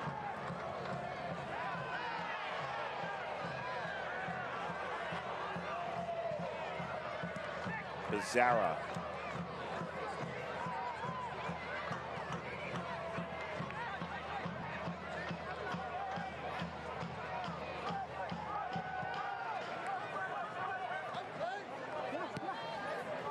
Involvement of Coque Vegas in the build. That's something, as this talk about collective performances from this Rhode Island side, that's a part of the game that you saw was so important when Coque Vegas was at San Diego. And with those 11 field players playing so high up the field, his ability to play make from those positions. See Ben Morris down. By the way, congrats to his boyhood club, Ipswich. Yeah. Going back up. Back in the Prem. One of the most noted soccer minds in the television production world, Shaw Brown, is a noted Ipswich supporter as well. So I suppose congratulations in order for him as well. Commitment to the clubs and their journey and the beauty of. You could say it, promotion relegation. Yeah, you can go for it, buddy. Have it. Makes for incredibly special moments like that. And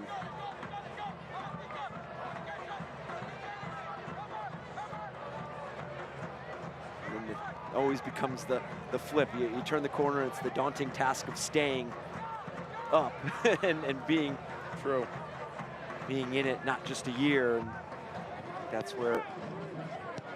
But in the interim, Pep Guardiola had to walk through a small village to get into the Luton Town Stadium. There's something really magical about that.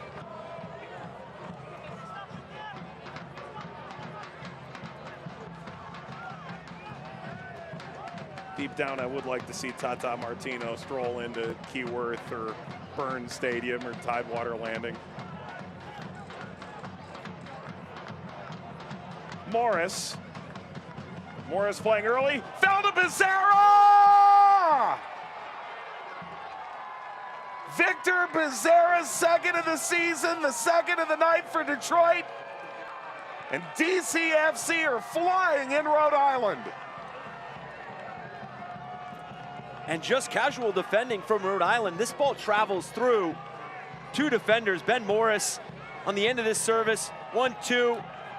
And then the awareness and the composure to see this ball travel through two and then to tuck it away for Victor Becerra, who has been productive throughout the night, but add to that production the execution of a goal to your name as well, and an important one, albeit.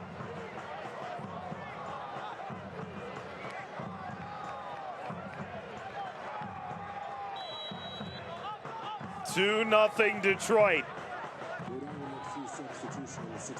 Rhode Island making a sub at the stoppage. Ibarra comes off.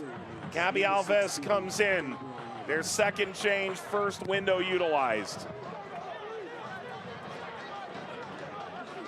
And the unease is building here in Rhode Island. They're taking a lot of championship lessons right off the bat, and they may be suffering through another one tonight.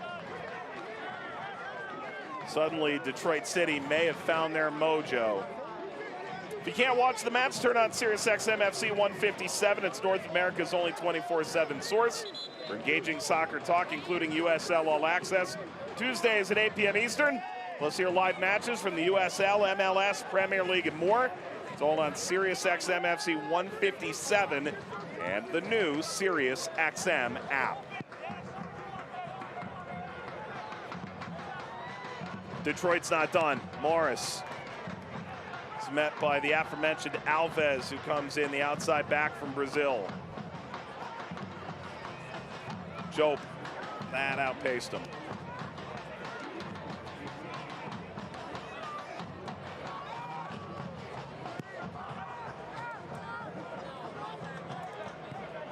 With no Elvis Amo, the questions for Detroit City offensively, you knew were always going to be collective, but when you lose a player of that stature, obviously he's on his way back in. We mentioned he's available as a substitute tonight. That service from Ben Morris and the work that Becerra and Matthews have done together. Matthews still yet to register a goal this season, has the assist. Now Ben Morris with 2 assists on the year.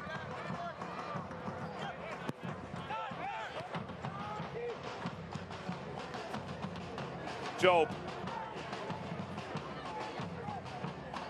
launches the cross, settled by Becerra, curls it off frame. It is Becerra's first goal since, you guessed it, April 20th. The win against Oakland, same as Maxi Rodriguez. And you could argue Detroit is feeling as high and mighty as they did on 420. it's Danny Dicchio has to be pleased with this overall performance. 68 minutes. Now, you hear it from coaches week in and week out.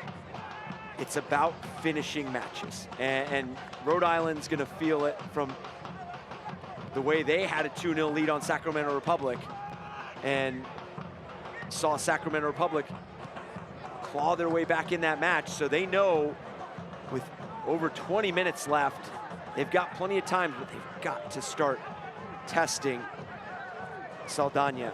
They might right now. Saldana will watch this sail out of play. No unease yet. And meanwhile, Levi's goes down, begins to get stretched out by Amu Mensah.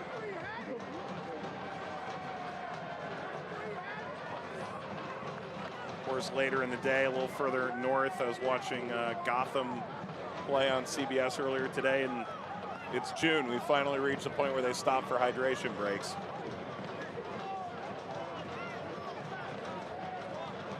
-69 at present, 55% humidity. Nice. 69th minute now. Detroit a 2-0 lead.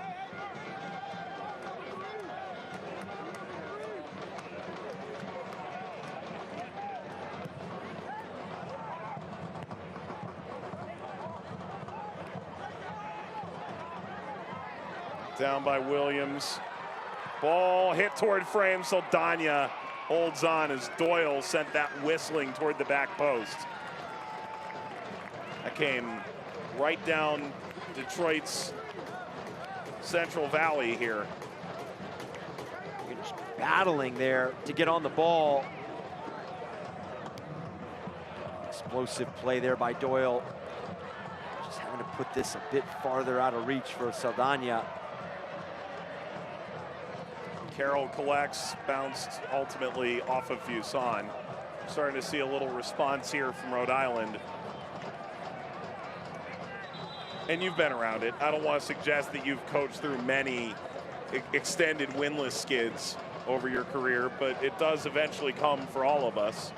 Detroit can feel it, 5 winless. Pressure starts to mount. You find a lot out about a group in moments like this as Fuson's night concludes. It's the ebbs and flows that you're gonna naturally feel throughout a season. I mean, it's a long season and we're approaching the midway point. I talked about it earlier in the first half. Those trends are starting to show themselves, and you know, you catch, and that was to the point for Detroit City, is that 5-game win streak early on. Sometimes you catch teams by surprise. You get those uh-oh moments from opponents where you're like, you didn't expect certain things. And then when you get 6, 7, 8, 9, 10 games in, teams start to identify some of the triggers. Teams start to identify some of the featured characteristics. And then how do you navigate that? And then you add in travel, injuries. You mentioned it, you begin to define what you are and what your character is as a team, how you manage those moments, and which one of the players are going to help navigate those moments as well.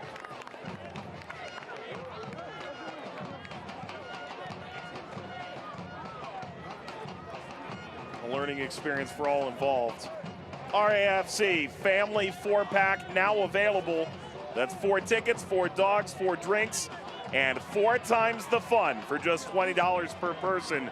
Visit RhodeIslandFC.com/tickets to learn more.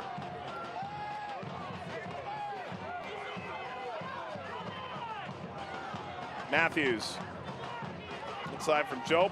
Morris, that slipped ahead. Matthews was in on goal, alas. Suddenly an enticing run out here. 5 blue shirts pillaging toward the final third. Morris helped to stem it off. And the touch got loose for Rhode Island out to the halfway line.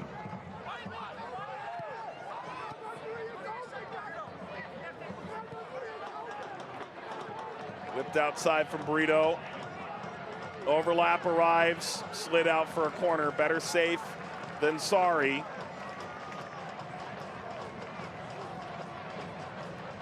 And throughout this stretch, it's been defending set pieces for Detroit City that have been some of those louder moments for this side. And Danny Dicchio had talked about it's about not only conceding, but winning those individual battles. Connor McGlynn can send in for his side. Rhode Island can get one here. It's suddenly game on. Just too high for Yao. Nadarse also had a surprisingly open look. Goalkeeper is out at the halfway line to backstop it. Get Rhode Island going again. McGlynn floats, header in front of goal, bounces off Brito and right to Saldana. And when it rains, it pours for Rhode Island. That bounce sold kindly to Brito and pinballed right back into the grasp of Saldana. And it almost looked like this second action just needs the slightest of touches. It just gets away. And Saldana there.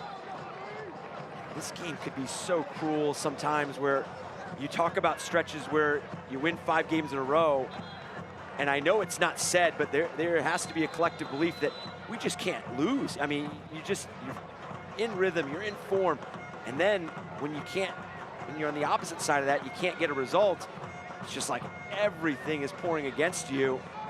And you just need one break, it feels like. As we see the substitutes coming in for Detroit City. Rodriguez off. Rutz comes in. Rodriguez gets the job done. Villanueva needs to greet the conquering hero. Nearly a teammate snafu. This Chip, who is not your ordinary harbor seal, continues to coexist with the fans behind the Detroit bench. Stridently forward. Ball whipped ahead toward Williams. You know, that was such an intriguing ball from Alves in the sense that I'm not entirely sure he had that in mind, but it was nearly perfect. And where Detroit City is doing their best work right now is limiting those mistakes. And those mistakes are what Danny Dicchio mentioned this week have cost them, put them in situations they found themselves the last 5 matches.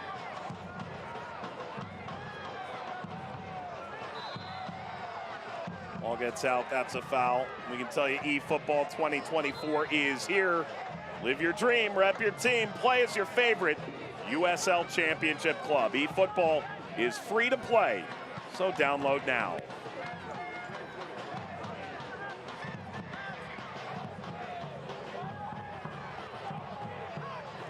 McGlynn.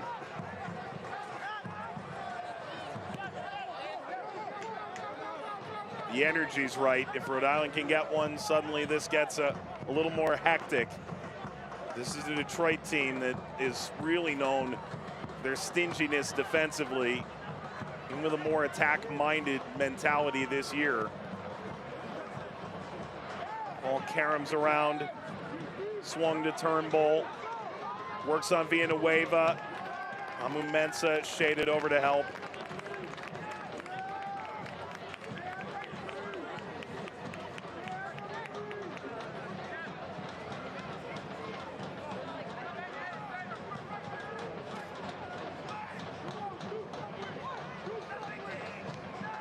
McGlynn. Smith. Flying into the penalty area. Back McGlynn.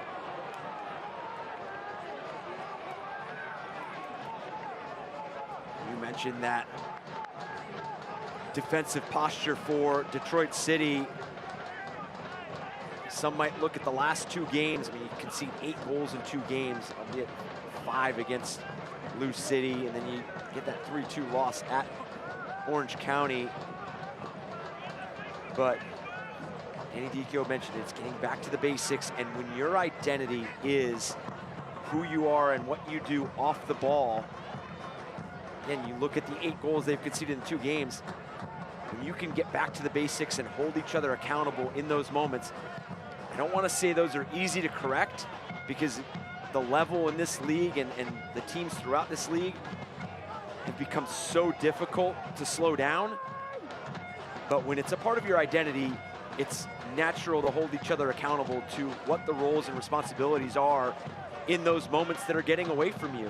And that's where Benedictio had mentioned, you can reflect and really delve into those moments. And you concede 8 goals in 2 games, and you're a team that prides itself in being good defensively. Those aren't numbers that lead to collecting 3 points. So you go back to it, you look at what you're doing off the ball, and you make those adjustments. And a lot of the times when you adjust those, it does open up what you're doing offensively, as it has for Detroit City tonight. Alves.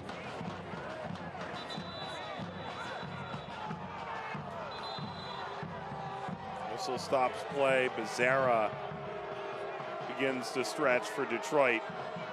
Detroit is used 2 subs, have 3 remaining in 2 windows. Well, wait a minute. He's picking Becerra up off the ground. Williams wants this thing to move along. The athletic trainer had already been called out.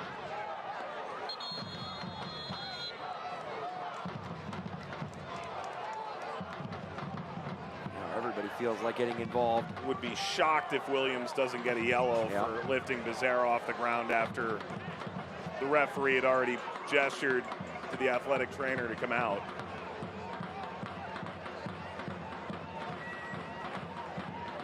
Might just be a tongue lashing.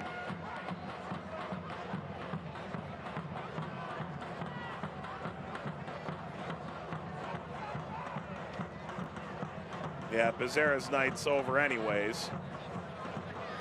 Well, here is Elvis Amo.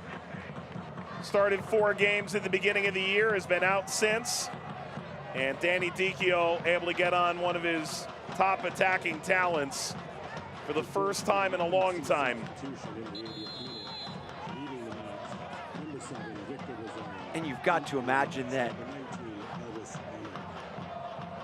you couldn't have found a better moment to get Elvis Amo some minutes as well, coming back from injury.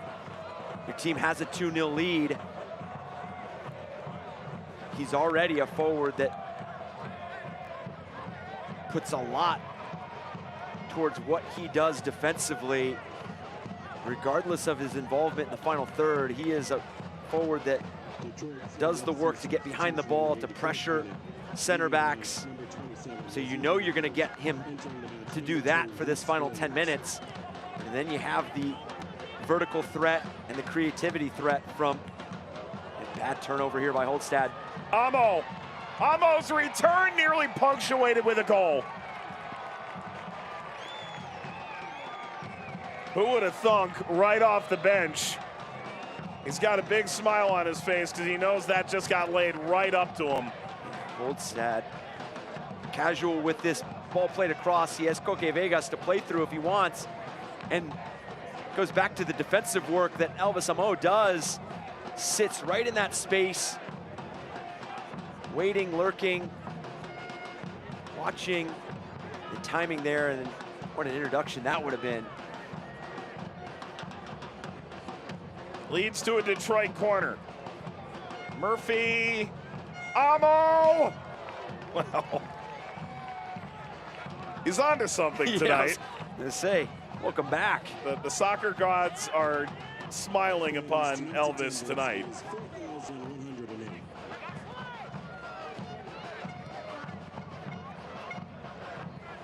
It was Rodriguez in the 36th and Becerra in the 64th. Detroit City looking for their first win since they started 5 consecutive wins at the beginning of the season. This is only their 11th game. They'll have games in hand on everybody in front of them as well. There's 2 arguments to be made about that, of course. You've got the games and the potential points, but the crush of games that some other teams have already faced, Detroit will have to face later in the heat of the summer. And I think that's why getting players like Elvis Amo on the recovery from the injury, Villanueva, another player that influences matches here and there. I think his role can begin to increase. You mentioned it earlier, the depth that they do have out wide, and it is that position where they ask those outside backs to get incredibly involved in the final third, have those quality services. The depth needs to be there. If you can hold on, finish this game up and close out this match, this scoreline stays at 2-0. You get the goals that you've been looking for. You add the clean sheet, and then you get an attacking presence back on the field as well. This could be the perfect night for Detroit.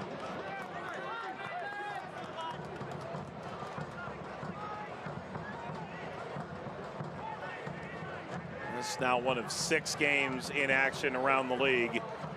Rhode Island get a cross swung through, kept away from Williams, who is pillaging atop the 6.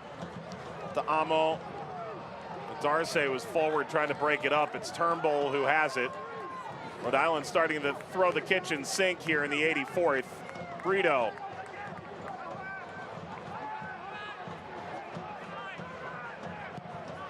Ball pummeled in front, and Saldana jumps upon it. Memphis and Colorado Springs have kicked off out west. Aquay in the 5th. Luis Fernando, the equalizer. That approaching halftime at 1-1. Tulsa and San Antonio are scoreless. Hartford is in New Mexico tonight. That game has just kicked off. Louisville retains their 1-0 lead from Gleadle just past the half-hour mark at home against North Carolina tonight. Here's Rutz. North Carolina, of course, right at the playoff line. Louisville top of the standings, trying to pull further away from Charleston, who are hosting Pittsburgh, who are beneath the playoff line in June, believe it or not. Talk about the ebbs and flows of a season. The slow start for Pittsburgh, and then it seemed like they had gotten it turned around, starting to play the way we're used to seeing Pittsburgh, collecting shutouts, really effective defensively, and then adding the goals needed to pick up 3 points. And as you mentioned, find themselves below the playoff line. I remember talking with Bob Lilly about a month ago. Even when that win streak started, he still wasn't satisfied. And it turns out there's a reason for that. Play on here. And eventually a corner won by Colin Smith.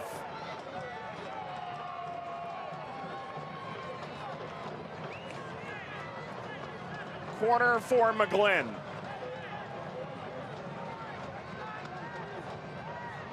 Time is running short to make a game of this tonight.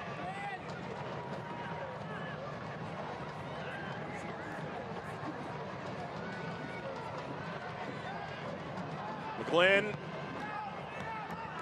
is looking for a front post flick on. The USL Championship is on CBS Sports and ESPN platforms all season long. Live matches, expert analysis every day on the CBS Sports Golazo Network and ESPN Plus. Go to USLChampionship.com for complete USL TV listings. It is the Phoenix Rising game in the late window that'll receive the Golazo Network spotlight. They'll host Orange County tonight, 11 Eastern time. Meanwhile, Louisville and North Carolina is on the Golazo Network right now, which gives the studio a chance to breathe after watching the U.S. national team's performance against Colombia today. Eek. Couple changes here. They go both ways.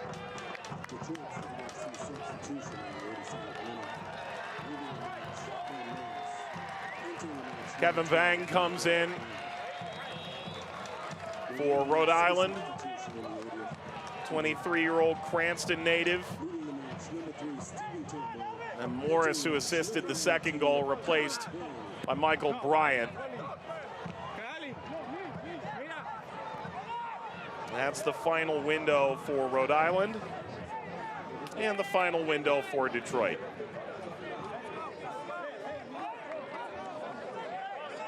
Detroit going to take every single moment they can to slow this game down.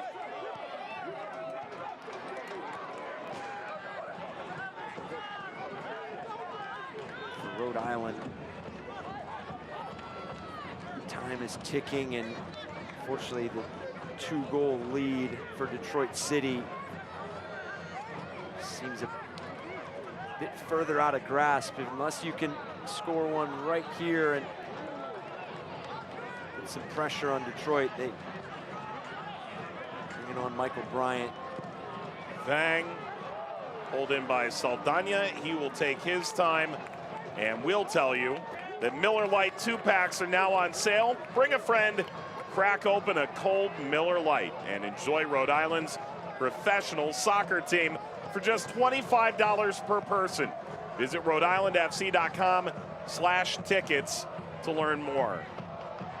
90 seconds and stoppage time remain. Rutt's stuck in a rut with 5 Rhode Island players surrounding him.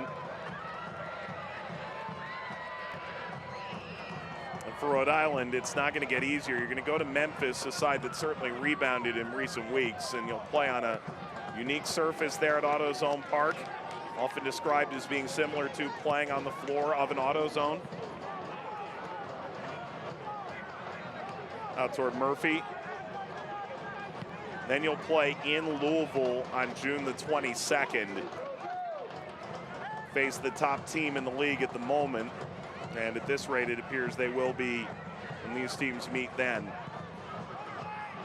All sent across the face, a goal. Pinged away again by Detroit. All the while for DCFC, they will host Charleston next Saturday night and then get that elongated 10-day break. Ball hit from distance and dealt with by Saldana to keep the clean sheet. That was the moment he needed. Able to parry away the long-range effort. And Gabby Alves helps Rhode Island win a corner. Hit a lightning bolt. HILB group corner. Header back the other way and out. Don't tell me it doesn't mean a lot to Carroll, to Saldana. 5 added minutes here separate them from a clean sheet that was a stated goal tonight. Yeah, after this, go back home and you host Charleston Battery, then host Birmingham at Miami. For Miami side that are, every game is a playoff game from here on out from the regular season. So they've said, yeah, 19 to go. Last week they told us 20 cup matches. 20 finals. Ball handled. Fog starts to set in a bit here. A little bit of smoke.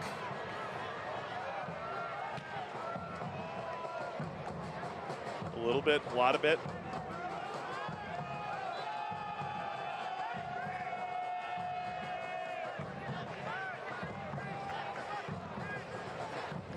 If this game finishes the way it's played out thus far, and you look at Detroit City, you get a goal in each half. You're carrying the clean sheet right now. You had the opportunity from Elvis Amo as soon as he got substituted on. And that coming from a defensive play.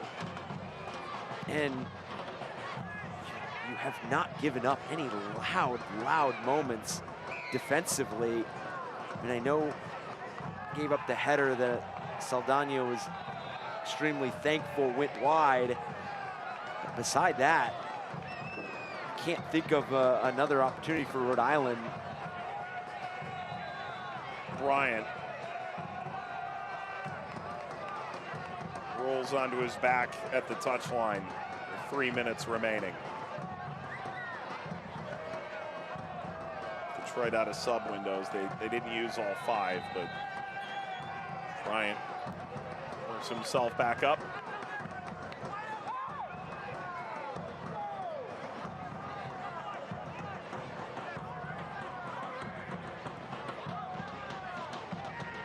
Kick off the summer on ESPN2 with USL League One showdown. Forward Madison and South Georgia Tormenta. Vang, there's a push from Sheldon. Doyle can only sit and admire. Helped up by Carroll. Tormenta and Forward Madison Saturday, June 15th, 3 p.m. Eastern on ESPN2. Of course, we'll see these two teams match up for the second time in Detroit on August the 3rd on CBS.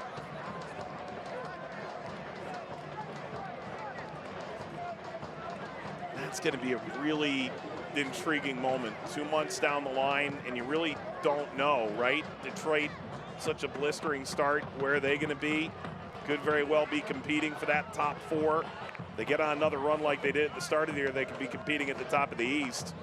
Rhode Island's only a couple games away from playoff position, even with this apparent loss and only 1 win on the season. There is still very clearly a road forward.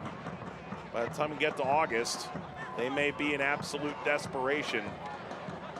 Smith. Flung out by Detroit.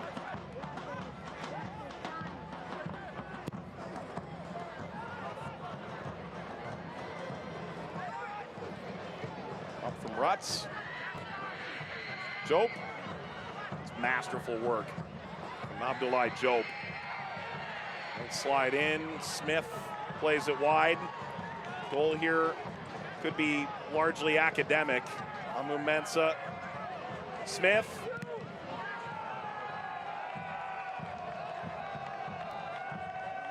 It'll be another long week of looking in the mirror for Rhode Island. And they could enter next week in the basement if Miami gets a win in Las Vegas later tonight. For Detroit, a victory Sunday for the first time since April the 20th. Rhode Island trying to get forward for one last chance. Nadarse. Detroit send it plummeting beyond the halfway line. We talked about it earlier in this match that those teams in the East in 7, 8, 9 positions, they have not run away and have not been collecting points at a significant rate. So, you know, you drop this match tonight for Rhode Island, but you have to start stringing together a run. That's it, full time. For the first time in 50 days, Detroit pick up a much-needed league win.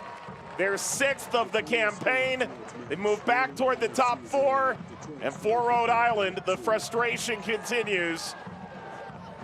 Only their 2nd home loss, but still without a home victory in the 2nd week of June. 2-0 Detroit. Complete performance from Danny Dicchio's side. You get a goal in each half, you get the clean sheet, and you remain unbeaten when taking a lead into halftime. Now 4 wins, 1 draw when leading at the half. And for Rhode Island, has to be frustrating to not find the back of the net and not to create the chances. As we see Stephen Turnbull, it's his work in both sides of the field, defensively being such a terrific 1v1 defender. And then in the final third, those entries, we saw the ball into Prince Sadie that led to that dangerous service. We saw the service in that almost found the end of the JJ Williams run in the first half as well. Let's take a look at the energy play of the match. It's presented by Rhode Island Energy. This clipped in ball that finds Joe Burrito, and just hoping for that final action. That ball finds the feet. Joe Burrito, and then bounces right back. You almost get a missed clearance from Stephen Carroll from Detroit City. And how about presented by Centerville Bank? It's the save of the match. Make progress toward your goals with Centerville Bank, official bank partner of Rhode Island FC. And the save of the match not coming from Coque Vegas, coming from Clay Holstad, whose intervention at the time kept it at 1-0, and you saw the good block there. Good lead up to Jope, and Detroit City eventually finding that second goal with the Ben Morris to Becerra goal. Rhode Island have been shut out for the 5th time this year. That's most in the championship. Detroit City get the clean sheet that they've been waiting for, and the win they've been salivating after for 50 long days. A 2-0 Detroit City win. We'll wrap it up on the other side of the break.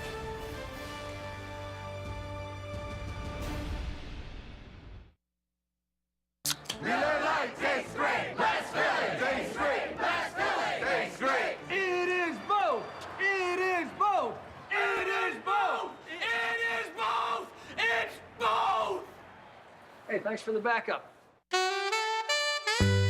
When you make your play and things just go your way, that's a good play. Since 1974, the Rhode Island Lottery has been a good play, awarding more than $57 billion to winning players, over $6 billion in commissions to local businesses, and over $8.8 billion to the general fund, supporting all of Rhode Island. It's a really good play that can make your day. The Rhode Island Lottery, a good play for Rhode Island for 50 years and counting. It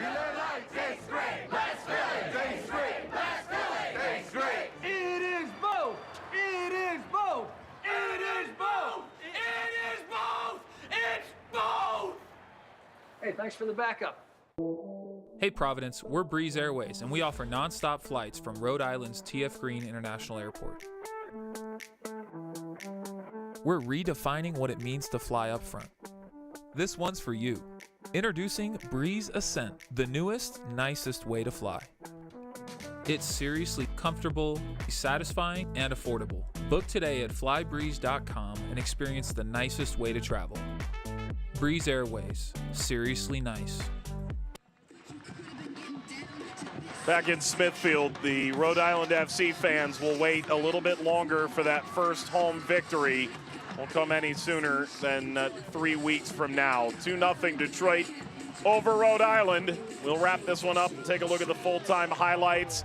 And if you're Detroit City, this is a game that you felt you had to have against a team beneath you in the standings, even if you're on the road. 36th minute, Sheldon creates space, creates the whole thing. And it was also a team that you felt as if when you could break the press, you could find some success with space between those lines, finding that separation. Good build up here, play into Sheldon, and then to Matthews. Becerra had a tremendous combination and pairing throughout the match, Matthews and Becerra, and then the work of Maxi Rodriguez. I mean, just the commitment to influencing both sides of the ball, both boxes, peeling off that far post, tucking away that first goal, and then the giveaway here by Rhode Island. Ben Morris, second touch service, and then the composure by Becerra, who, again, the production was there, the presence was there throughout this game, and then he adds the second goal for Detroit City, and that's what they needed. They needed that insurance goal. They felt good about what they were doing defensively, not giving any of those louder moments away, those big chances. And disappointment for Rhode Island to concede that second one. A lot of talk about avoiding preventable goals. I have a feeling that Cano Smith will find both goals preventable. The expected goals, Detroit 2.13, Rhode Island 0.30. Chance, Eric, for your final thoughts? Yeah, I think, as you mentioned, Cano Smith's going to look back at those preventable opportunities that they've presented to Detroit City.